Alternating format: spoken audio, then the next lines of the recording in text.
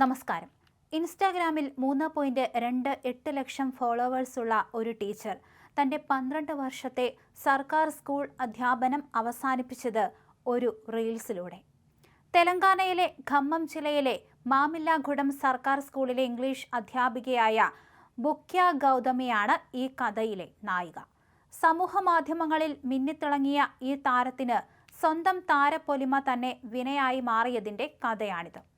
Private സ്കൂളുകളെ പുകഴ്ത്തിക്കൊണ്ടും സർക്കാർ സ്കൂളുകളെ തരം താഴ്ത്തിക്കൊണ്ടും റീൽസുകൾ ചെയ്തു എന്നായിരുന്നു ഗൗതമിക്കെതിരെയുള്ള പ്രധാന ആരോപണം.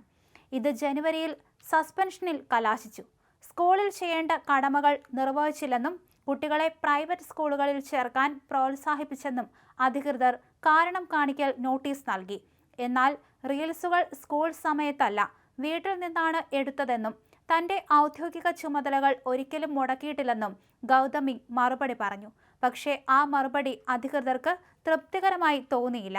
പിന്നീട് സസ്പെൻഷനും അപമാനവും സമ്മർദ്ദവും താങ്ങാനാവാതെ വന്നപ്പോൾ രാജി പ്രഖ്യാപിച്ചതും ഗൗതമി ഇൻസ്റ്റാഗ്രാം റീൽസിലൂടെ തന്നെയായിരുന്നു. പാവപ്പെട്ട കുട്ടികളെ പഠിപ്പിക്കുക എന്ന ലക്ഷ്യം ഇപ്പോഴുമുണ്ട്, കണ്ണീരോടെ ഗൗതമി വീഡിയോയിൽ പറയുന്നു.